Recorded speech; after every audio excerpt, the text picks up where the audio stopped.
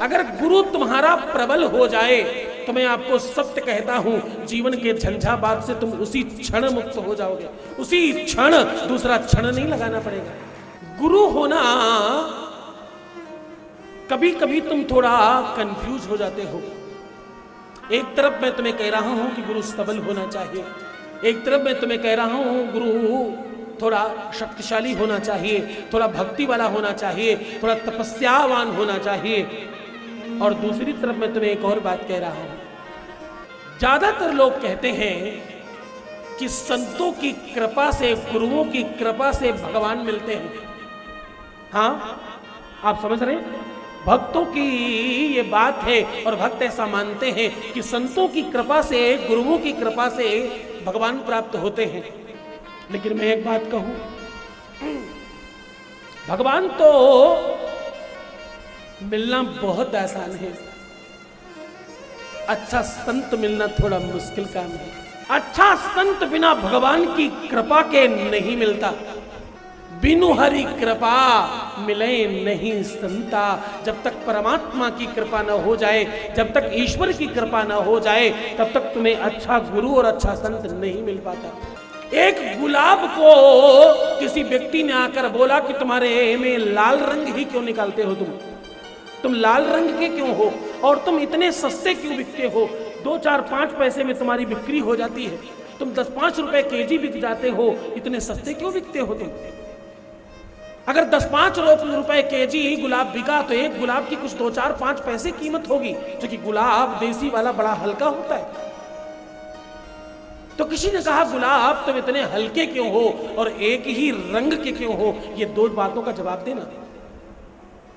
गुलाब ने कहा मैं ऐसा ही हूं, मैं सदियों से ऐसा हूं और जन्म जन्मांतर से ऐसा हूं, मेरे पूर्वज भी ऐसे थे और मैं भी ऐसे ही रहना चाहता हूं। तो गुलाब को जिसने जगाने का काम किया, उनके गुरुजी ने, उन्होंने क्या कहा मालूम?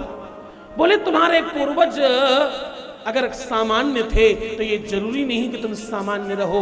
अपनी गरीबी पर, अपनी नाकामी पर, अपनी कम कीमत होने पर गर्व न करना।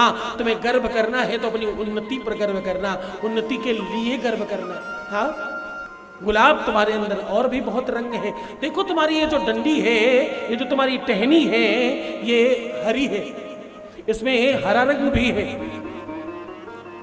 ये पीछे जो पत्तियां हैं इसमें हरा रंग है, और ऊपर की तरफ अगर सही से देखो तो तुम्हारी पत्तियों के आगे की तरफ काला रंग है।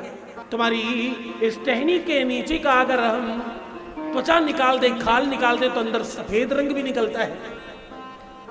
ऐसे कई सारे रंग बताए। गुलाब को लगा नहीं ये सच बात नहीं है, मेरे में रंग नहीं है, मेरे पेड़ में है पर मेरे में रंग नहीं है। गुलाब नहीं माना। तो गुरुजी ने क्या किया मालूम? गुलाब के पेड़ की एक डंडी काट कर कुछ और जोड़ दिया। थोड़े दिन बाद गुलाब से दूसरा रंग निकला, गुलाब पीला निकल आया। हाँ, गुलाब फिर भी नहीं माना, तो गुलाब को फिर काटा और फिर कुछ जोड़ा, तो गुलाब गुलाबी निकला, गुलाब लाल निकला, गुलाब काला निकला, गुलाब नीला निकला, गुलाब पीला निकला, और जाने कितने रंग के गुलाब निकलने लगे। और एक बात बताऊं, जो पहले का गुलाब था वो दूसरे गुलाब से बहुत हल्का, और जो दूसरा गुलाब था वो पहले वाले से बहुत महंगा हो गया। पहले वाला गुलाब कुछ पैसों में बिक रहा था, ये वाला गुलाब कई रुपयों में बिकने लग गया, और ये वाला गुलाब पूरे विश्व में घूमने लग गया और पूरे विश्व का दर्शन करके आया है। ये गुलाब कभी कभी तो वर्ष में 1-8 दिन तो ऐसा दिन आ जाता है जिस दिन 20-20, 50-50 रुपए का भी एक गुलाब बिक जाता है। हाँ, पर वो देशी वाला नहीं, ये दूसरा वाला जिसने अपने रंग को पहचान लिया, जिसने अपने आप को जान लिया, और जिसने अपनी वो चाबी अपने साथ रखी और परमात्मा की कृपा से गुरु की बात मान ली, और वो चेंज हो गया, परिवर्तित हो गया। परिवर्तन का मतलब क्या हुआ? परिवर्तन का लाभ क्या हुआ? परिवर्तन का लाभ ये है कि गुलाब की कीमत बढ़ गई। क्या हुआ?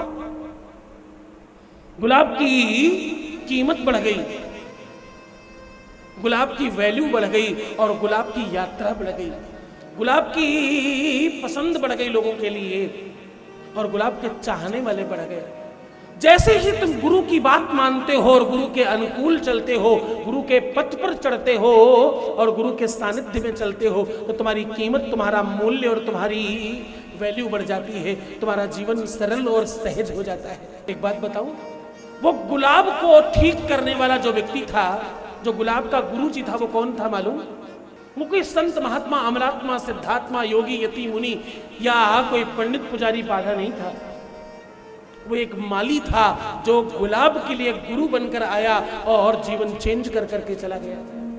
न मालूम किस क्षण, किस पल में कौन गुरु आएगा और तुम्हें थपकी मारकर जगा कर चला जाएगा। अधिकतर तुम सुनते हो तुम्हारे जीवन में काल सर्प योग है, पितृदोष है, वंश दोष है, परंपरा, नैसर्गिक जगन्य दोष है, नाना प्रकार के दोष, और तुम भयभीत हो जाते हो। तुम्हें भयभीत नहीं होना, परेशान नहीं होना।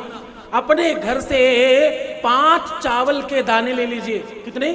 5। वर्णम पंच विप्राराम कार्य सिद्धम न संशया।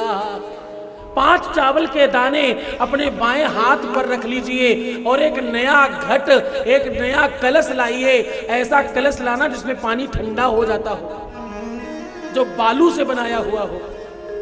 क्यों? क्योंकि तुम बालू से भी पिंड पारते हो, ये तुम्हें मालूम होना चाहिए। बालू से बना हुआ घट लेकर आओ जिसमें पानी ठंडा हो जाता है, उसमें पानी रखो और ये 5 चावल जो तुमने बाएं हाथ में रखे हैं, अपना नाम गोत्र बोलकर, अपने पूर्वजों का नाम लेकर, अपने पितरों का नाम लेकर उस घट में डाल देना। ये तुम रविवार, मंगलवार, शनिवार, एकादशी, पूर्णिमा, अमावस्या कर सकते हो। उस घट में डाल दो और रात्रि भर डला रहने दो और सवेरे उठकर इन चावलों के साथ इस घट का पानी महादेव पर जाकर चढ़ा देना। अपने घर से ले जाकर तुम्हारा पितृ दोष, वंश दोष, नैसर्गिक जगन्य दोष, काल सर्पयोग, मंगल दोष सब समाप्त हो जाएगा और तुम्हें खूब आनंद होगा।